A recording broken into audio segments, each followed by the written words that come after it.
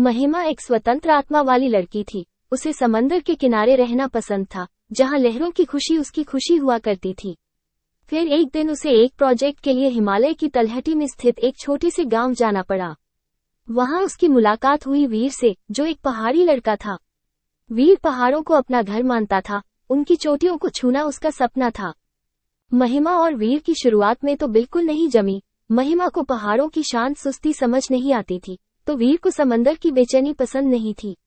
मगर धीरे धीरे दोनों एक दूसरे की दुनिया को समझने लगे। महिमा को वीर ने पहाड़ों की खूबसूरती दिखाई, सूर्योदय से चमकती चोटियां, रात में तारों से भरा आसमान और बर्फीली नदियों का संगीत। वीर को महिमा ने समंदर की कहानियां सुनाई, दूर तक फैला नीलापन, लहरों का उफान और किनारे पर बजते हुए सीपियों के गीत। कुछ ही दिनों में उनके दिलों में एक अनोखा प्यार पनपने लगा।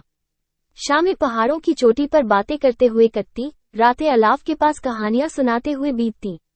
महिमा को एहसास हुआ कि शांति सिर्फ समंदर में नहीं, पहाड़ों की खामोशी में भी है। वीर को लगा कि बेचैनी सिर्फ समंदर में नहीं, बल्कि दूर क्षितिज को देखते हुए भी हो सकती है। एक सुबह वीर ने महिमा को एक पहाड़ी चोटी पर ले जाकर घुटनों पर बैठ गया। उसने कहा, महिमा, तुम समंदर की तरह खूबसूरत हो और ये पहाड़ तुम्हारे ही जैसे मजबूत हैं। मैं तुम्हें अपने साथ इन पहाड़ों में हमेशा के लिए रखना चाहता हूँ। महिमा की आंखों में खुशी के आंसू आ गए। उसने वीर का हाथ थामा और कहा, वीर, तुम इन पहाड़ों की तरह मजबूत हो और तुम्हारा प्यार समंदर की तरह गहरा है। मैं तुम्हारे साथ रहना चाहती हूँ, यहीं इन पहाड़ों में। उनकी शादी उसी गांव में हुई। पहाड़ों की गवाही में समंदर की बेटी और पहाड़ों का बेटा हमेशा के लिए एक हो गए।